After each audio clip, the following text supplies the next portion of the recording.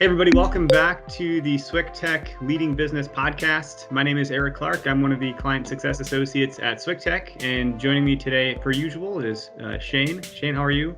Hey Eric, I'm good, thanks.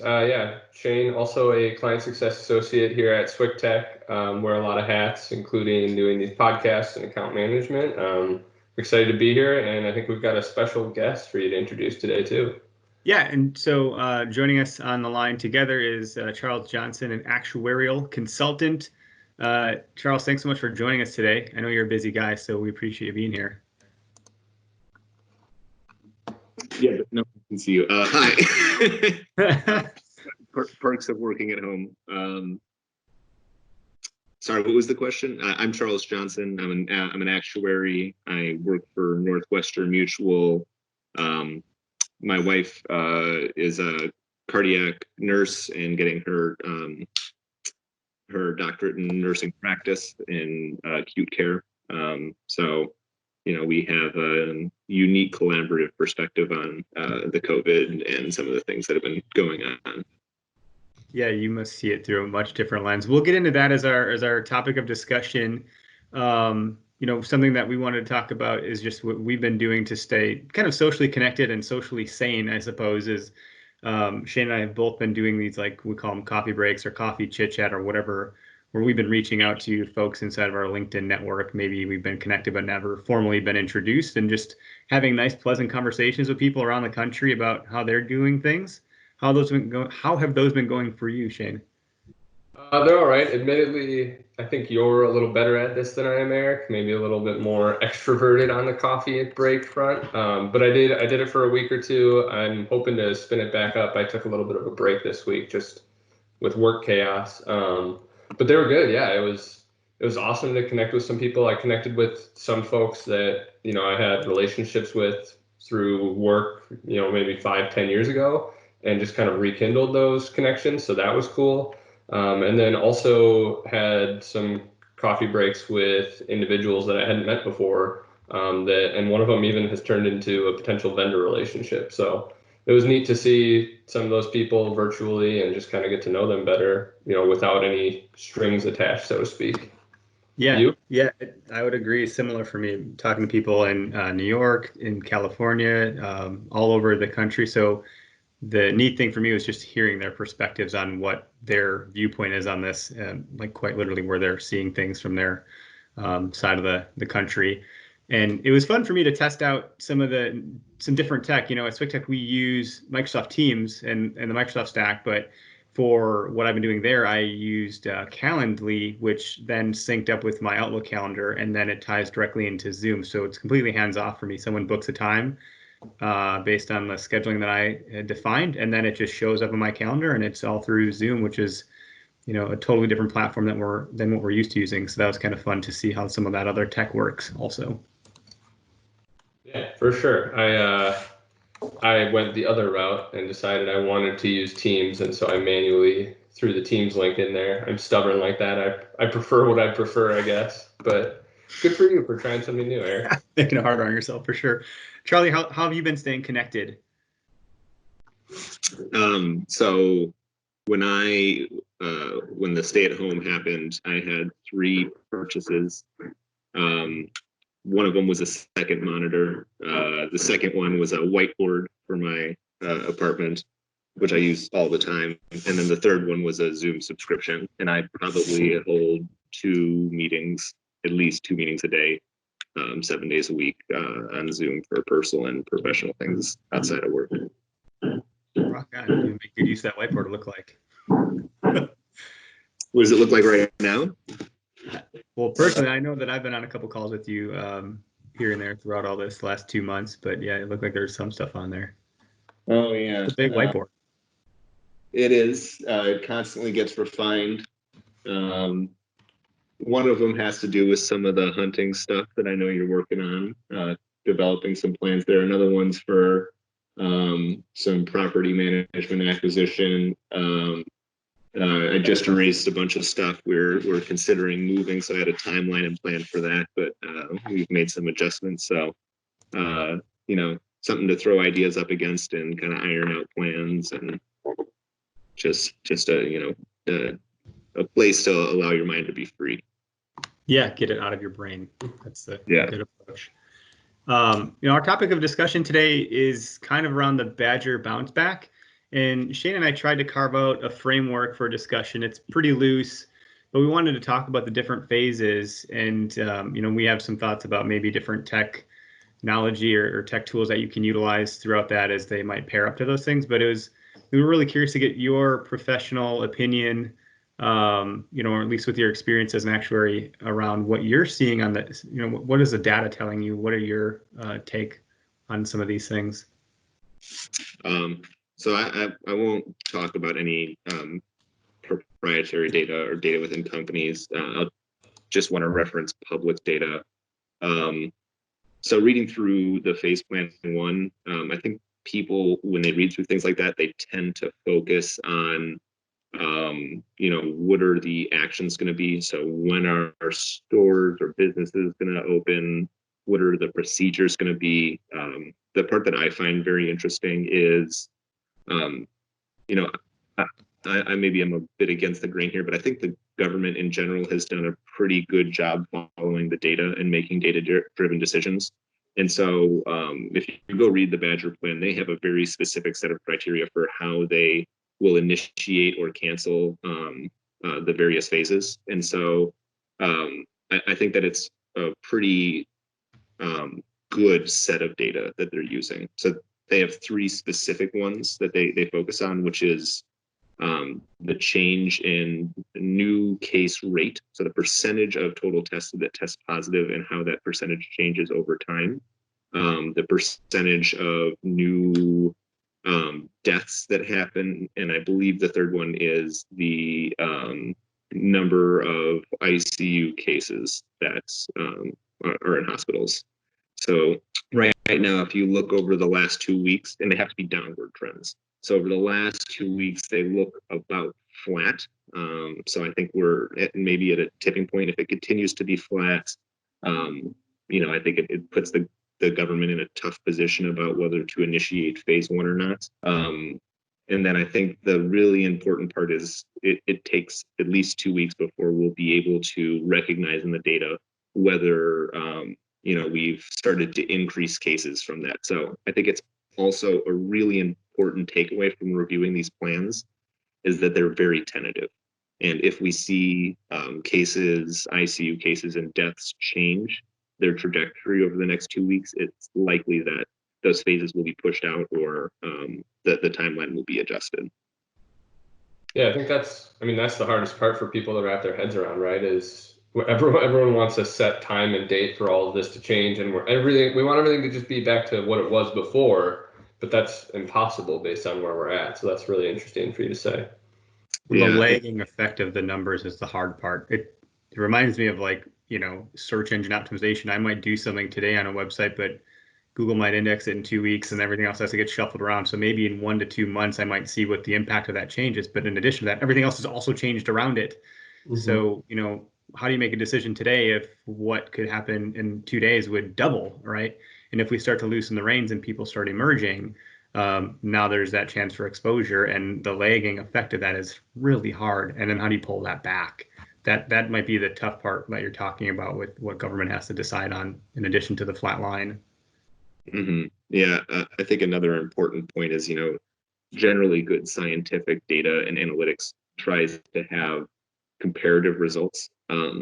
And there's really no control groups that you can have here. I mean, you can compare state to state, but I personally would argue that there is really significant variance. And so you can't point to another state and their performance and say that it'll be similar here.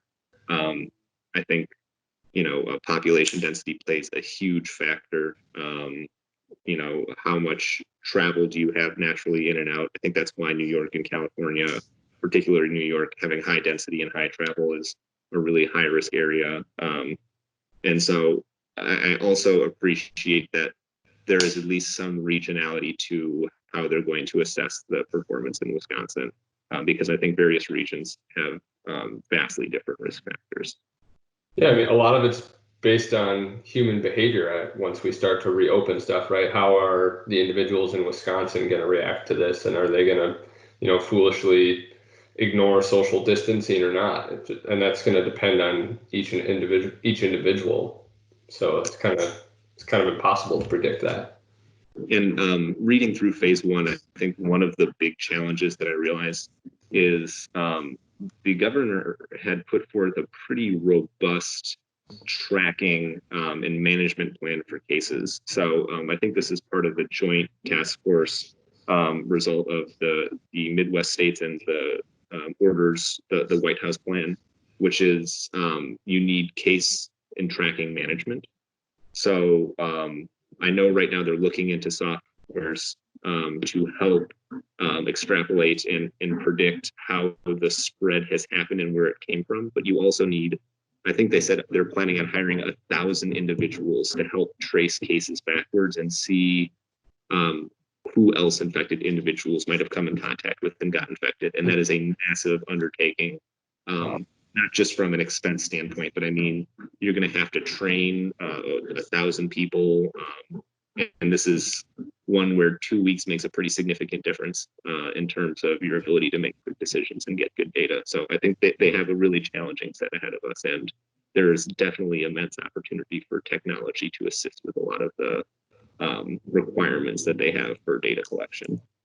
On a small tangent to that point, are there any visualization tools that you utilize? We're big believers and fans of Microsoft Power BI, but there's others out there. I was just curious if you've dabbled around with any sort of visualizations. No, I haven't gotten access to direct data sources and done any analytics on it. I think Google's done a pretty good job aggregating it, but I personally haven't put forth time in analyzing and trying to make predictions. I'm a believer that the smartest and most capable people are doing their jobs effectively when it comes to this.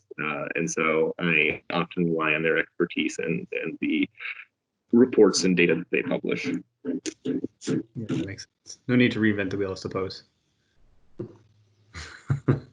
What are some of the challenges that jump out at you if we march on to phase two? Like, I suppose what benchmarks is it? The flattening of the curve will allow them to deploy this phase approach, and then inside of that, what other benchmarks are they calling out to kind of keep climbing that ladder to the next phase and so forth?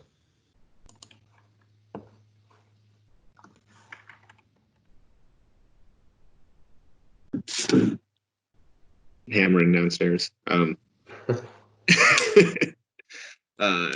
Yeah, I think they're using the same benchmarks, which are the right ones, which is change in new cases, change in new deaths, and So continue to monitor the same.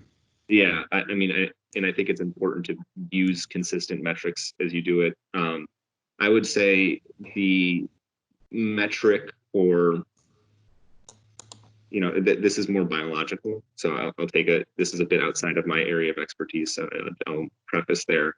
But this is because for my work before, I worked at Northwestern Mutual. I've done pandemic stress testing on mortality. And so I think it's really important that when you compare Spanish flu and COVID, the distribution of deaths is significantly different. So Spanish flu, the majority of the deaths were actually people ages 20 to 35 that were relatively healthy, and COVID hasn't had that same distribution of population deaths. And I think this has been something that's been populated and put out there, but the majority of deaths from the Spanish flu, which is H1N1 and swine flu, actually came in the fall. And it's not so much that the mortality, that just a whole bunch more people got infected. It's that the specific strain that was being transmitted mutated, and the new mutation was significantly had a much stronger reaction in the immune system that caused healthy people with strong immune systems to die. And so the most important factor to me that we don't know right now is how quickly COVID will mutate from its current form to a new form. And there's two pieces that I think are really important there. The first one is because there's no existing herd immunity, the number of people that are infected with this relative to any other existing strain is way higher. So if you have a virus that has the same mutation rate as another virus, but has 10 times as many or 100 times as many people incubating it, the likeliness that it mutates is much, much higher. And the second one is, I think it's only now that we're starting to realize that there may be additional strains that exist, and being able to differentiate between them and some of the things that propagate.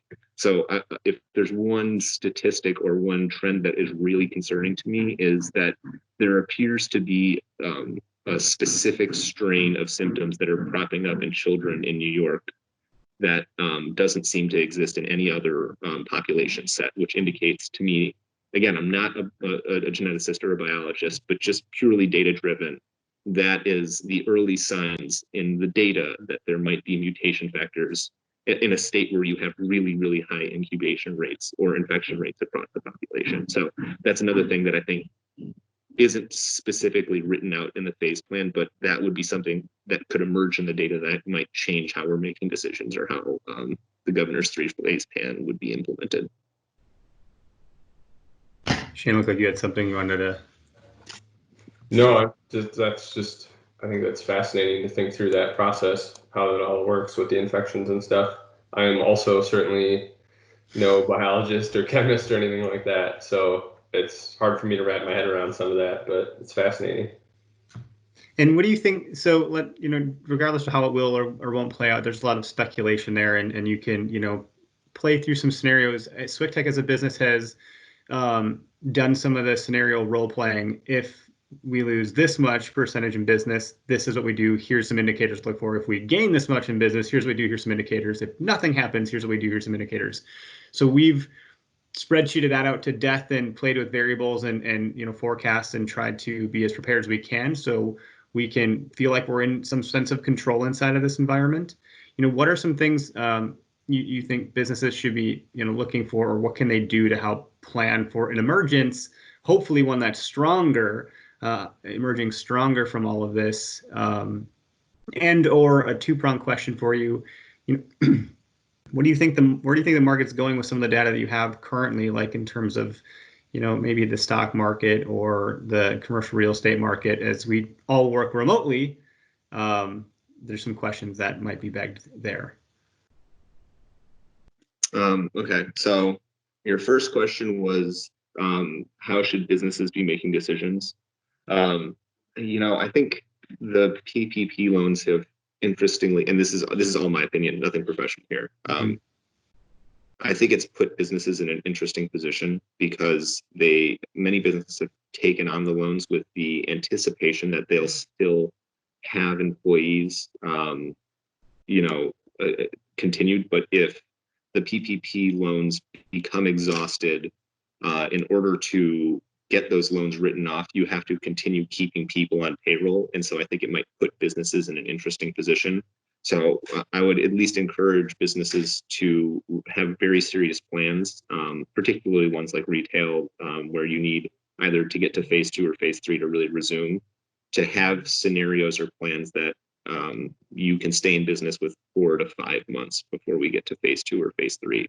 So I think it's really, really important to think about some of those worst case scenarios. Now that's classic actuarial. We look at the worst case scenarios whenever we're projecting things out, because we want to be secure and fulfill our promises no matter what happens. So for businesses, there's just an immense amount of uncertainty. If you can exist when this is over, I think you will be leagues ahead of everyone else. I think it takes truly strong leadership and decision making to make it through really challenging times like this. So when I talk to small businesses, my general goal is just survive, protect and survive, and don't worry about trying to capitalize right now, unless you're in a unique position. So for example, I think cybersecurity is one where you're seeing more people unemployed. People are seeing opportunities in the market to whether it's fraud or cyber attacks. There's just been a lot of messaging that I think is quite accurate, but that's a really big risk. Your second question, what was your second question? Kind of just about the market in general. Like where do we see demise and flourishings? Like, we Shane and I both, and thanks to Shane, we both subscribe to the Morning Brew email subscription, and they had called out on yesterday's Morning Brew, that Peloton was up like 66%. And then, they were talking about Uber and Lyft this morning. Now that some of the reports are starting to come back, and Uber isn't, not that many people are hailing rides, but I think they had a really strong January, February, so they're not as bad as people may have expected. What are some of the market trends that jump out to you in your seat when you look at some of the data?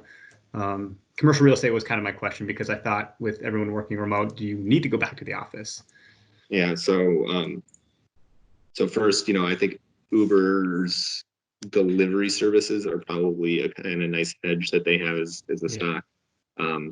That's my only individual stock opinion there. I try not to speculate too much on individuals. The market as a whole, I think between, bonuses coming in March, the stimulus check, the PPP loans, and some of the other small business relief, we saw cash get injected into the market.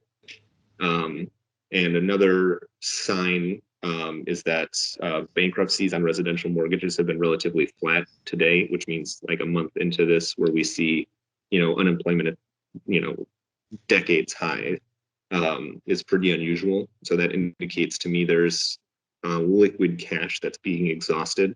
So I would expect, unless we see really significant government action, which there might be, the Fed's buying up a lot of mortgages and fixed assets that I think are not worth what they're paying.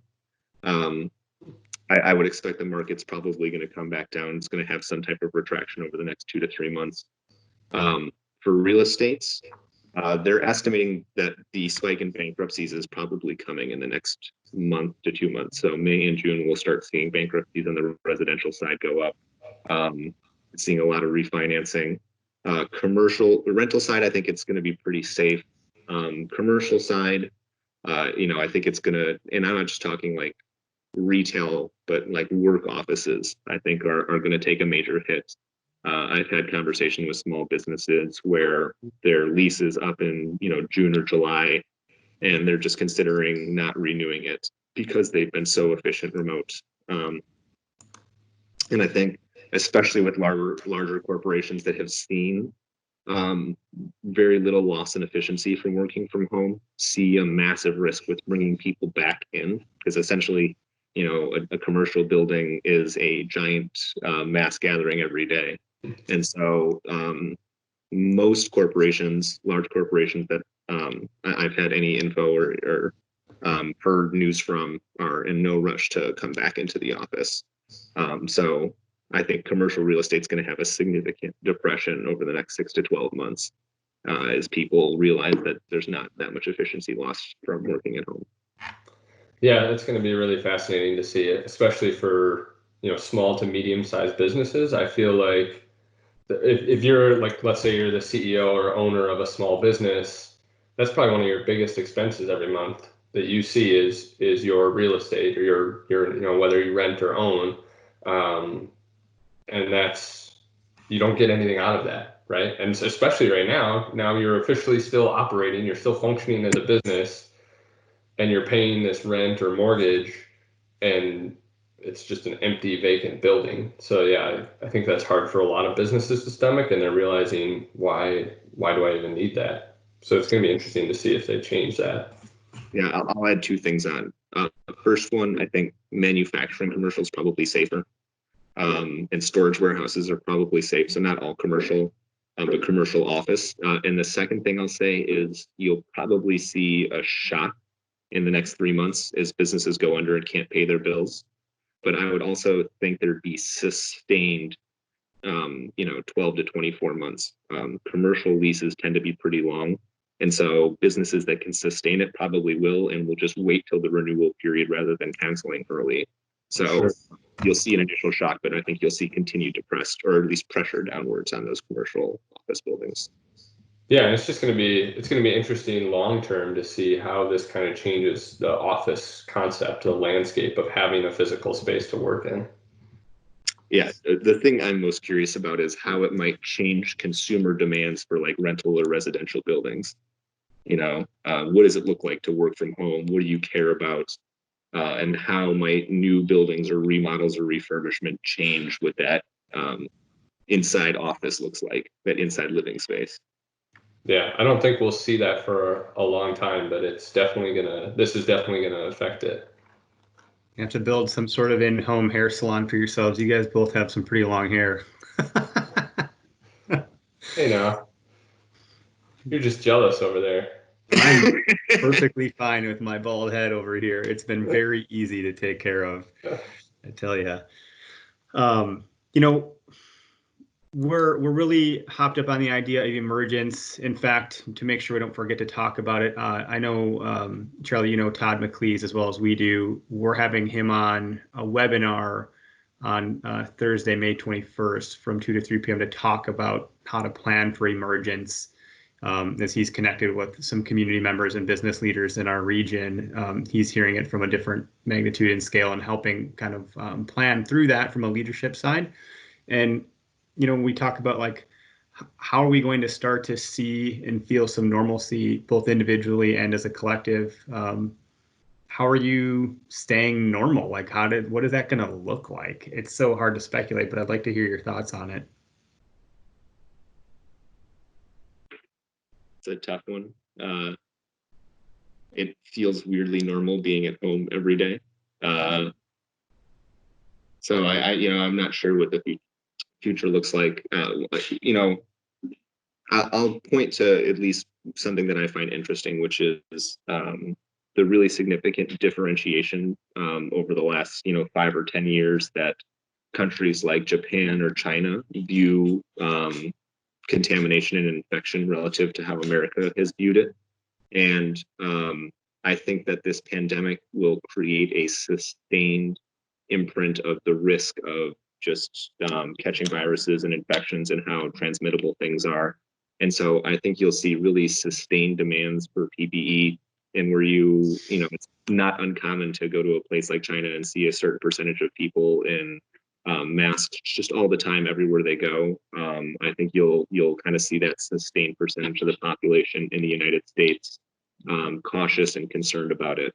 I think the other thing that the jury's out on that I think will play a really big factor is how legal precedent will change in terms of work requirements. So I'll run a scenario that I think we'll run into pretty commonly. I work at, not me personally, but let's just say I work in an office building, and my boss feels that being in person is really important for productivity. So he says, you need to come back into the office. And I say, oh, well, I have COPD and I don't want to come back in because I think it's going to put my health at risk. So then he or she, says, well, then I'm going to fire you if you don't abide by what I'm asking you to do for your work requirements. And then I think the courts will have to set some precedent that people with health risks or, a reasonable concern for their well-being are allowed to request or at least deny certain work requirements if it's not required for their job. And so when you see major corporations where people are working remote right now, there might be legal precedent that gets set in the future where if you want to work from home, an office might not be able to require you to do that. And I think that will also shift the paradigm of working from home and workers' demands. That'll be fascinating. I think we talked in the beginning about which industries would be on the rise. It seems like legal is going to have their work cut out for them for some time here. Zoom, or what is it? Yeah, is it Zoom? Not the conferencing. What is the legal Zoom? That's what I'm trying to say. The online, yeah. A lot of Zooms in the world, I guess, is a pretty popular world or phrase in the tech world. I think the other industry that's going to explode is telemed. Yeah, and there's a lot of work already carved out in that space, so it seems like it was a pretty logical jump for that.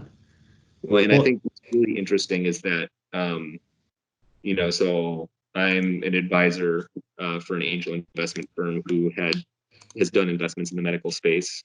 One of the things that had been impressed on me is how long the sales cycle is in the medical field.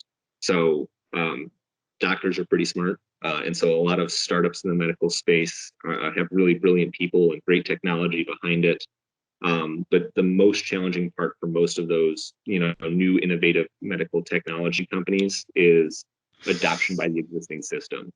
And so, we've had the ability to do really immense amounts of technology and supplement to our medical system, but purely based on the infrastructure and management, it has not been prioritized or been adopted very quickly. So I think the rate and demand that we start to absorb some of this new technology in the medical system will really accelerate, which will be ultimately a fantastic thing. That's cool. There's way too much to consider in all of this to compact it into an hour. These conversations are happening all over the place, person to person. But I know like the MMAC does every single day at 3:30. They're meeting with some medical people and business leaders in the community, and they're trying to keep it pretty objective and take the politics out of those conversations by and large. And I've heard that's a great place to go if you want to keep your finger on the pulse of this in this community specifically. Those are free to attend. You don't have to be a member. So I recommend maybe checking that out if you're tuning into this. Are you, in terms of speaking of resources and word to get information, do you have any recommendations or any nuggets for people to consider or think about? I'll endorse what you just said. I've been on the MMAC calls a couple times before. It's a fantastic resource. In fact, they were one of the primary groups that helped pen and come up with the phase plan approach for Wisconsin. So just really fantastic leaders, caring, that are trying to help make the most informed and data-driven decisions to get us reopened, because what I find really refreshing is that they have an effective balance between medical experts and business experts that can consider both some of the economic impact of the decisions that are being made, as well as some of the medical risks, and try to find that middle ground to allow us to really reopen. Yeah. So yeah, that's a great, nice job, Eric. No, it is. I just called out because change is so difficult, and we've just effectively changed to working from home as a version of normal. So when we talk about new normal, this is it right now.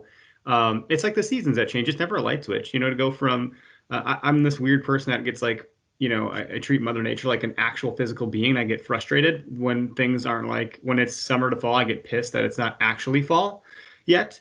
When it's like I put on a hoodie and the leaves are crunchy and it's beautiful outside, and then the next day I have to wear shorts and a t-shirt again because it's 80 and humid, and that's happening now in spring. That just snowed a little bit this morning. Yeah. What happened to our 70-degree weekend?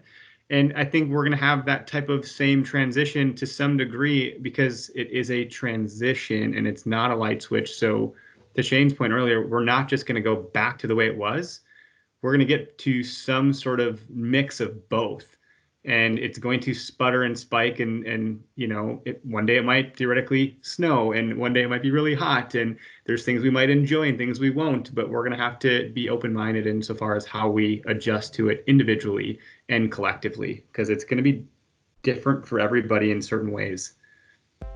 But thank you so much for taking time out of your very busy schedule, especially as you showed us your whiteboard back there. We know you have lots going on.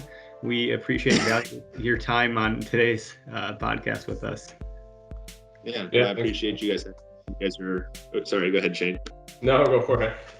I was going to say I appreciate you guys having me on, and I think that the stuff that you guys do like this, the connection and speaking and kind of allowing people to know that their concerns and interests aren't alone, helps restore a state of normalcy. So you guys are contributing to the solution.